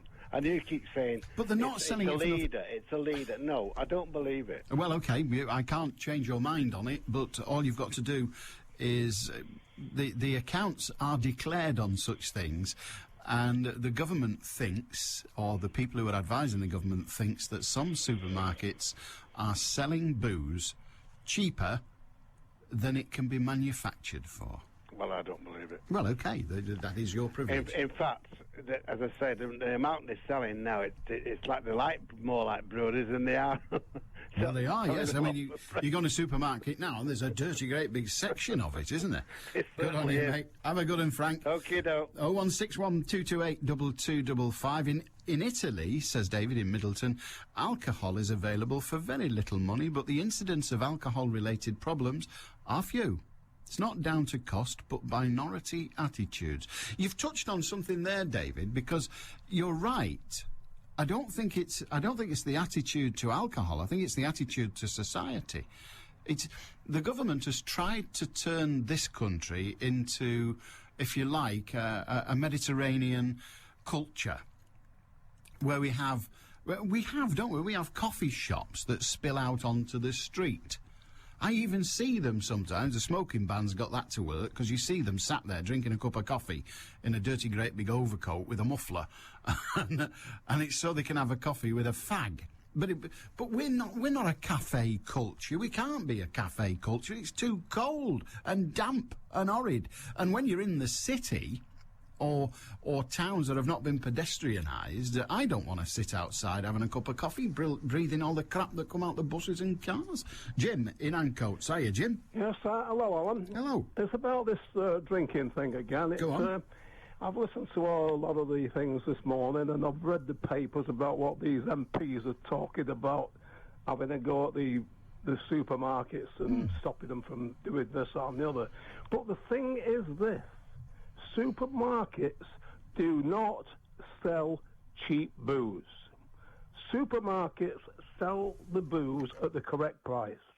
The pubs and hotels is where it's too dear, far too dear. That's why people go and buy the stuff in the supermarkets, because it's cheaper than it isn't cheap beer, what they buy in supermarkets. It's the correct price. They're bound to be making a nice profit of it, or they just wouldn't do it. They must make more out of the beer than they do out of tomato sauce and all that stuff. Well, I don't know how to change that, really, do you? Because running a pub is a lot more expensive per square foot, if you like, per customer, than running a supermarket, isn't it? Or what we started calling them was hypermarkets, but now they're all that, aren't they? Yeah. So how do we change that? Well, it's things as like prices went up when they changed the drinking laws, like for late hours in the early morning. That put beer up for one thing. And I'll say beer, but I'm talking about drink. I know what you mean. Yeah, booze. Yeah, and that puts the booze up, you see, in different places, and some pubs, small pubs, started to open till late morning. You know, not just the big hotels and bars like that. But then there's the normal local pubs that people's had for many years on corners. They're really suffering because people's not going to those pubs anymore where they can't smoke, and they're going outside, so they buy the beer at home and have a smoke at home. Yeah, properly. Stink out their own house. But the main thing is what I want to get over to people, and to the people like the MPs that I was reading about in the paper, they're going to demand that the supermarkets up the prices of it. That's no good to nobody, is it? I don't know. It would certainly stop people buying it in huge quantities, surely. Well, if it was the same price as the pubs, people would go and buy it all in the pubs, wouldn't they? Well, maybe they would, but maybe that's a better thing. But I think on the majority of the people that drink in this country, it's only a few of them that cause problems with the drinking. That's often the case, isn't it? There's loads of drinkers. I'm going to brainwash myself there. There's loads of drinkers like me that's been drinking beer for a long time that appreciates the good taste of a good pint and knows what a good pint is. All right, mate. Good on you. Cheers, mate. All right. Cheers, Jim. Have a good day. Booze is a loss leader, says Claire in Manchester. I used to work for a supermarket. 6 years I worked there. Trust me, I'm telling you. Booze is a loss leader. Alan in Swinton. I've been a doorman for 20 years, most of them as head doorman. I can tell you a lot of managers advise us to turn a blind eye if the customers are drunk and let them buy a drink and then kick them out. It's all about money. Well, it's business. What else would it be about? It's not a service, is it? A pub, a bar, a club, a supermarket. It's not a service. It's a business. It just so happens it gives service in order to make money. But, yeah, it's all about money. Rob in Little Hayfield. Hiya, Rob. Hi, Alan. How are you doing? All right. One of my main gripes of why the pubs are not doing as much money is because my partner buys it for me, buy beer from a supermarket. It's because when I go in a pub nowadays, don't get me wrong, I'm not an anorak or a real beer buff or a camera, but I like a pint of bitter that when you put your hand on the glass, you don't freeze. And this, to me, it's the beer we're selling. British beer was meant to be warm. And they're like jubblies now when you buy a pint from the local. Jubbly, frozen jubbly. Well, Them were the days. Yeah, it's like that, Alan. I think and that, to me, is just so they can pour it easy. They're not bothered about, you used to have Sellerman years ago, keeping a beer, looking after it, and thinking, that doesn't come now. It's just a keg that's dropped in the bottom and we'll slosh it out to you and it'll cost you £3, and it is just a frozen lump.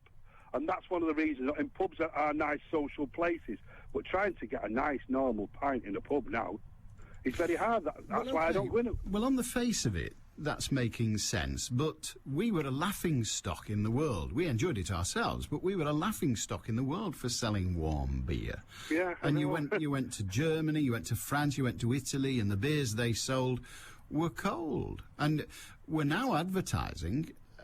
Well, I say we mentioned Guinness earlier when we were talking to that chap. And Guinness, they've now got a kind of Guinness that is, I think the phrase they use, double chilled or something. Yeah, extra cold. I've not a flaming clue what that means, but clearly people want it to be cold. Yeah, I'm like you. If I have a cold beer, it makes me want to wee.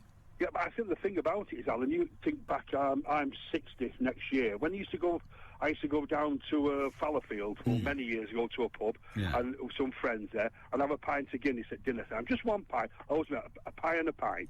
It used to take the girl about I'm not exaggerating, maybe 3 or 4 minutes to pour the pint. Yeah. You go in a pub now, she can do 4 in that time. Oh, just drops out they come. Straight out. Yeah. Because I firmly believe it's chilled. Production line, throw it out at them. Chilled whittle. But they've done away. I remember getting in serious trouble. I was working for a commercial radio station at the time, and I got in real trouble by upsetting an advertiser because he was a local brewery, and one of the large conurbations was trying to buy it, and the local brewery, it was quite big, mounted a campaign to stop them being bought out, and they did all this stuff about don't let a local brewery go under to the big and all that caper. And all I said on the programme to this bloke from the brewery was, where was the campaign when you were buying up that back street brewery in Lancaster 3 years ago? They were doing it. They were taking over little breweries and replacing them with themselves. And then when somebody tried to do it to them, they went berserk. Yeah. And I merely pointed out that, well, we have. That's the thing, isn't it? We've lost a lot of breweries. I went to school near one in Newton Heath. Yeah. A famous one with a draft board. Oh, indeed. But all the booze now, all of it is made in one dirty great big brewery. Yeah. In Czechoslovakia, and it comes over in dirty great big trains. Yeah, the blue liners. Yeah. Well, that's why I drink the. I don't advertise the cans of what they class. I think they're classed as real ales. I'm not that much of an expert. Oh, all those things. Again, the supermarkets provide all those, don't they? You walk down the beer aisle. It's a nice choice. When you get some names that just make you wonder what's in them by the name of it. No, Bishop's Todger. Wobbly Bob, which I get called a lot. Can't imagine why. Yeah. Good on you, Rob. Nice to speak to you. Bye-bye. Wobbly Bob, that'd catch on, wouldn't it? That wouldn't be a lost leader. That'd be a grand seller. Booze is a lost leader, says Claire. I've told you that once. Near me. Not my fault. Don't worry. 0161 228 2255. We're going to talk to Dave in Hazel Grove. Hiya, Dave. Hiya, Alan. What have you got? It's me again. I spoke to you the other week about pubs. Go on. We were talking about why they were going under, and we had a slight discussion. We did. Me being ever so slightly bitter about certain things going on. Anyway, pubs, too dear. Some of them people out there that have been on this phone, they want to try coming in here and running a pub. I haven't had a wage out of this place for 3 years. This is my money, my lease, I've paid it, and I've got to pay it back. Yeah. And I'm the cheapest pub in Hazel Grove. And you still don't make a money. Any money at all, to be perfectly honest.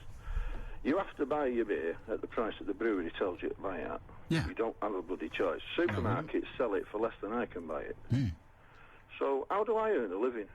Well, yes, I don't think anyone's saying that you've got no right to earn a living. What they're saying is, and they're right when they say it, that the comparative price, you even made the point yourself, Dave, the comparative price is that you cost an arm and a leg. You can't make a living at it, but it still costs an arm and a leg. Well, compared to the supermarket. But if you compare it to lots of other things that have gone up over the years, petrol being the main one, obviously, but your rates and everything like that, and you look at the price of beer now and what it used to cost, it's not gone up half as much as everything else. No, it hasn't.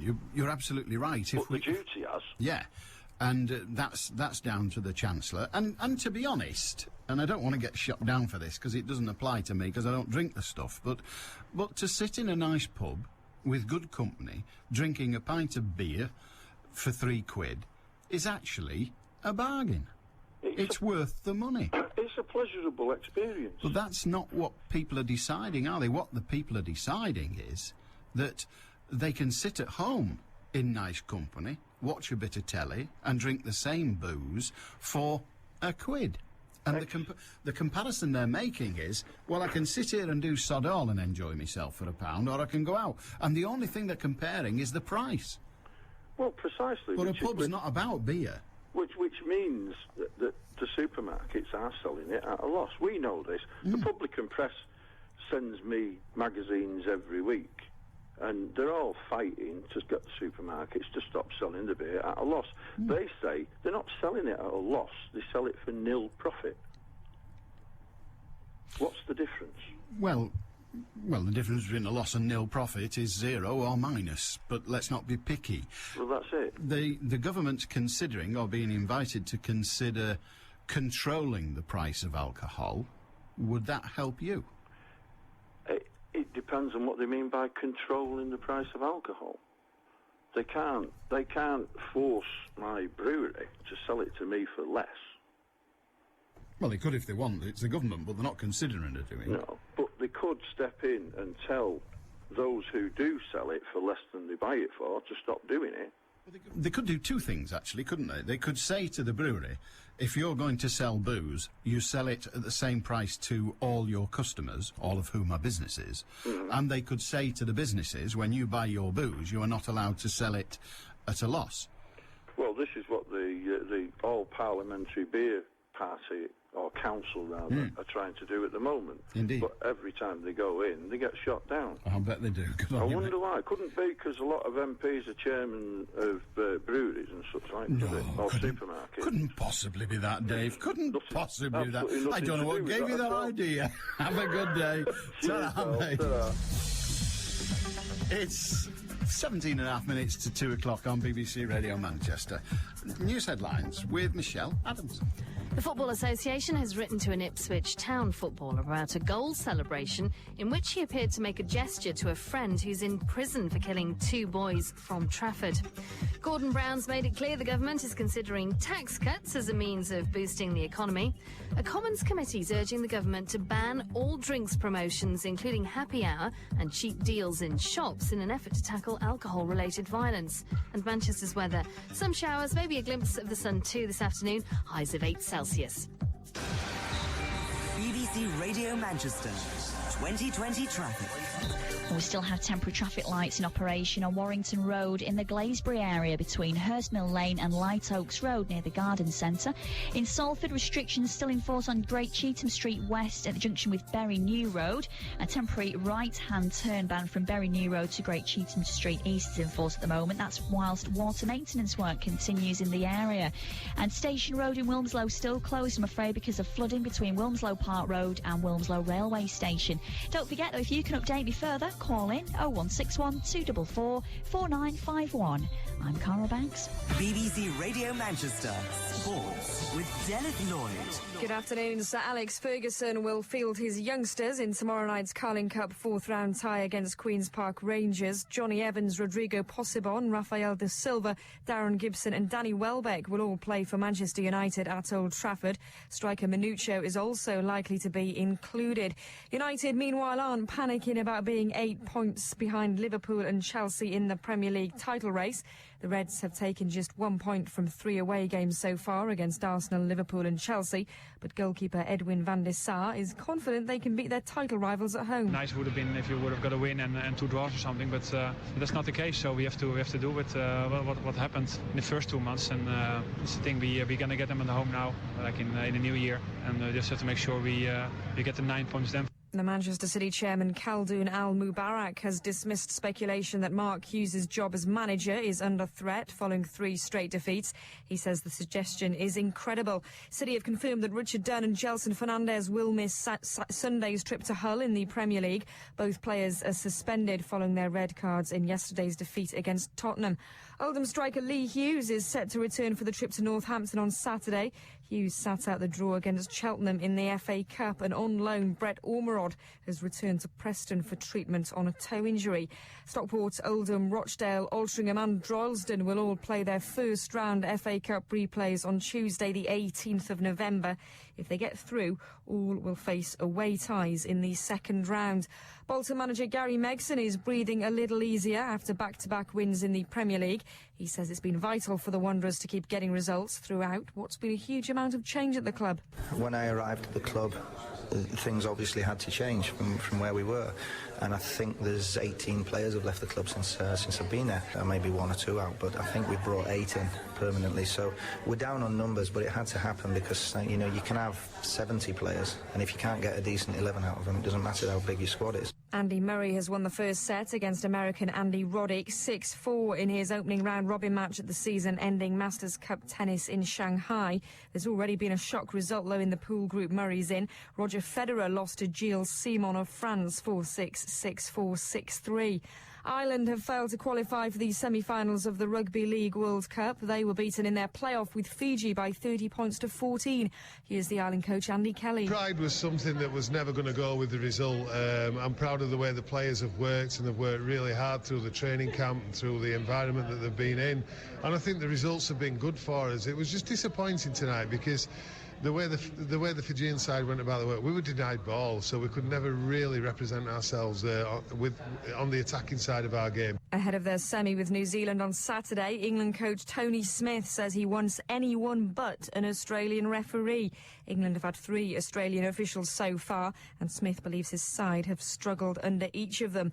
And Ricky Hatton has urged Joe Calzaghe to retire now, having added the scalp of Roy Jones Jr. to his unbeaten record. Calzaghe got off the floor to win on points at Madison Square Garden, and Hatton says now is the time to go. Well, I think he should retire. There's nothing more Joe Calzaghe can do. There's always, a new contender coming through. He's beat Hopkins, he's beat Roy Jones, he's beat countless world champions. He's done Madison Square Garden, Vegas. You can't get a better way to bow out of the game, I think, really. What do you reckon then, famous Welshie? What does the other famous Welshie think? To be honest, of it all? I'd probably go along with what Ricky Hatton's saying. Go out on the top. If he was here, I'd agree with anything Ricky Hatton's. The next live action on the Northwest's biggest sports station. Comes tomorrow evening from 7 o'clock in the all-new Manchester Sports. Commentary of Wigan at Arsenal in the Carling Cup, plus updates on Manchester United against Queen's Park Rangers. BBC Radio Manchester. Joe Calzaghe. Such a Welsh name. Fantastic. 0161 228 2255. Frank in Sale. Hiya, Frank. Hello, how are you? Very well, sir. What can we do for you?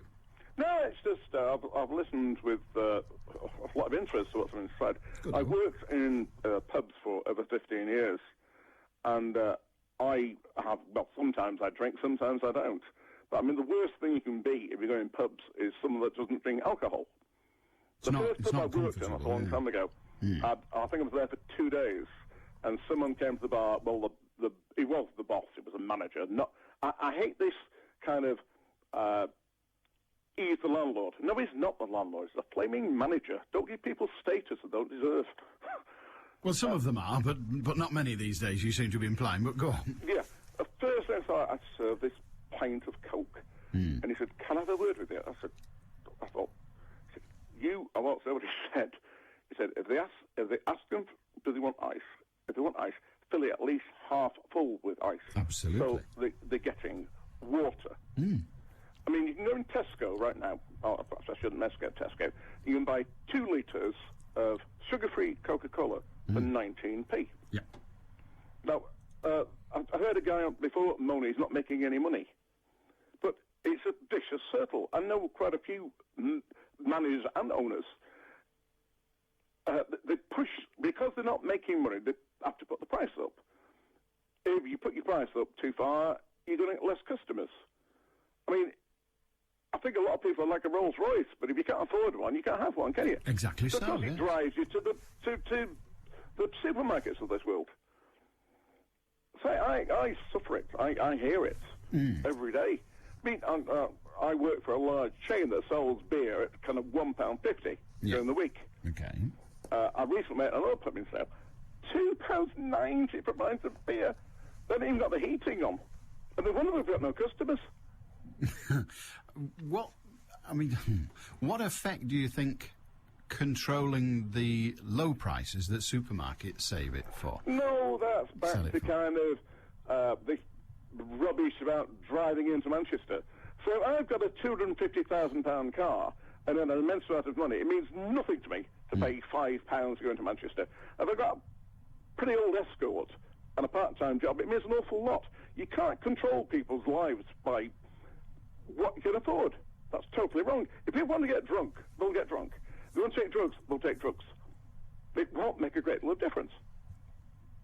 What then are we going to do about what is a definite, it's not one of these things that are available to discourse, about the fact that our police force spend a great deal of their time now dealing with drunks on the street. I feel awfully sorry for them. Well, I do as well, but that's not quite enough. My point is, most pubs now haven't, as has been said before, you can't call them bouncers anymore. But that isn't what shouldn't be. It should be someone behind that bar is watching what is going on. I don't mean a CCTV camera. I know. I mean someone responsible and not 18 and on the minimum wage who's probably frightened to bloody death. There's someone in that bar thinking, no, he's drinking too much. There's a way of dealing with people, isn't there? No, it's lovely to have your customs, sir, but I think perhaps it's best you went home. But it doesn't happen like that. No, it doesn't. No, because all it's based on is making money. Indeed. And just like the housing market and everything else, they've got so flipping greedy. It's gone out of control. All right, good on you, mate. Cheers. Have I bored you to death? No, you haven't. No. Honestly, it's not true. Listen. And I'd love to talk to you. We do like the truth just occasionally on the programme, but not too often as to make it. Very well. Good on you, mate. Thank you so much. Have a good day. 0161228 2225. And Alan, you make some sweeping statements, you do. £3 a pint is only relative to one's own income. Now, I can see your point of view, but the national minimum wage is £5.52 an hour. So is it any wonder pubs are closing their doors? Well, yeah, but I still think £3 a pint, with all that brings, is worth the money. But I do take your point, Chris, that an awful lot of people don't have that money. And yes, they may well go and buy booze to drink at home with their family or what have you, but frankly, they miss out then on one of the more special parts of the pub experience, and that is spending time with friends, colleagues and the like, even occasionally strangers. Having said that, I don't go in pubs for exactly that. But that's not the point, is it? John in Rochdale, are you? Hello there, Alan. What have you got? I was listening to you on this issue with the drink, etc. Yeah. And your last person was making a lot of good sense, I thought. Now, for example, I was taking a suit to the cleaners this morning and took out a receipt from Tesco's, and it was a litre of Teacher's whiskey, £12.79. Yeah. The same litre of whiskey now is £17.79. 39% increase. Now, that's considerable. It is. In any standards. In any standards. Now then, I was listening some time ago about the amount of, we'll say, spirits, etc., that are drunk in the House of Commons. Yes. And how heavily they are subsidised. Yes. Champagne, the best of brandies, port, whiskey, etc., so on and so forth. And yet the very same MPs who brought this upon us by having the laws for drinking all day, what do they do by leadership? What do they do by example? Nothing.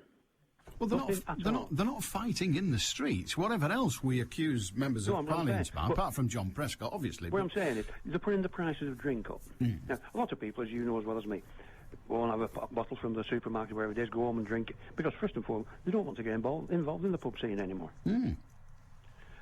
Quite rightly so. Why should they get involved in the pub scenes? How many times have we read in the paper about people getting kicked to death and all the rest of it? But what the MPs are trying to do, if they take on board this suggestion that's been made to them, what they're trying to do is to make it so that going to the pub won't risk getting kicked to death. And incidentally, it doesn't, but it happens from time to time. Yeah. But the police are spending a lot of their time when they could be doing the things that we would perhaps prefer they were doing. The police dealing with can't drunks. cope with it, can they? Right. So what do we do to change it, John? Well, so for a start, we threw open the drinking hours, didn't we?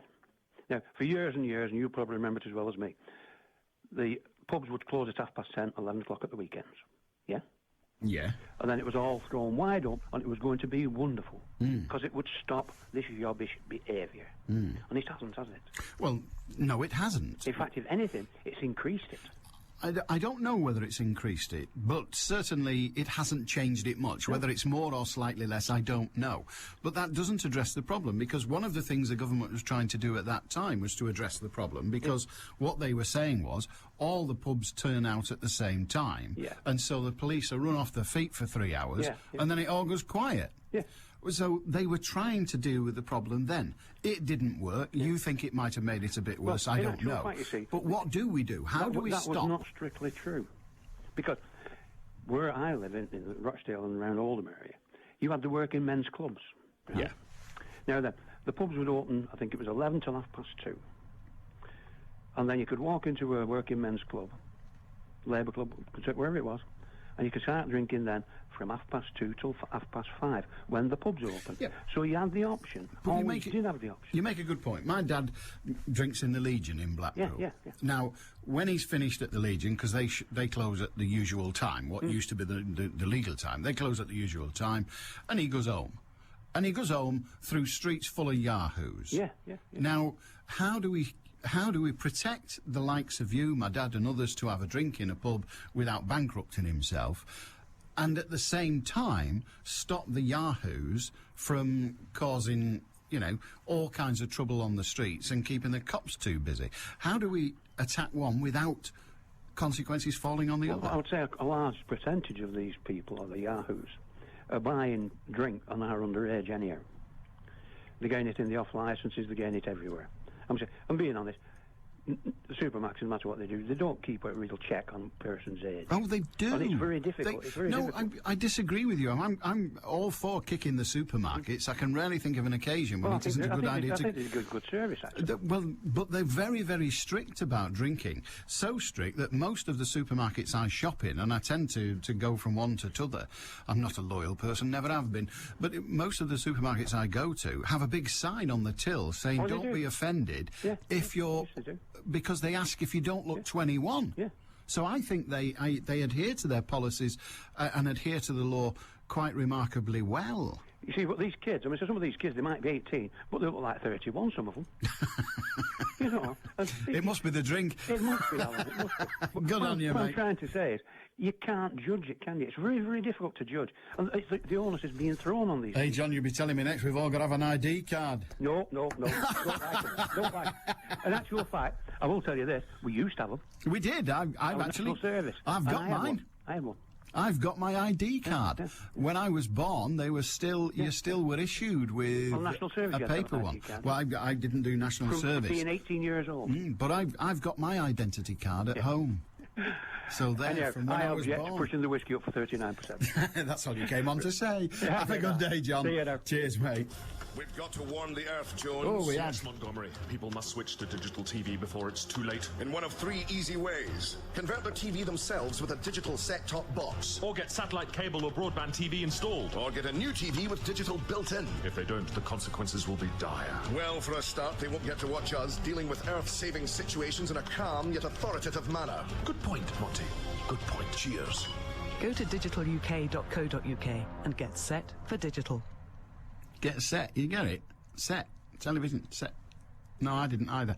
Alan, we have the local councils to blame for a massive increase in booze sales in Britain. We can get booze 24/7 in stores and corner shops and even petrol stations. It's time to stop giving every shop that opens a licence to sell booze. Years ago, we only had the pubs and the local offie to buy booze from? Well, the local off is a fairly new invention. You used to have to go to the off-licence department at the pub, didn't they? They had another door, didn't they? And you could go in there and buy, you know, at the pub or the club, you go in there and buy your booze off-licence. You could take a jug and get a jug of beer. Hey, who's that swinging the light? Can't imagine. What you'd want with a jug of beer? God alone knows. It's still better than jugged air. God, that stuff's vile. I'll see you tomorrow and have a good day. Ta-ra now! We take to the skies. As a milestone is reached by a Northwest charity. All aboard the brand new helicopter that saves lives. Eamon and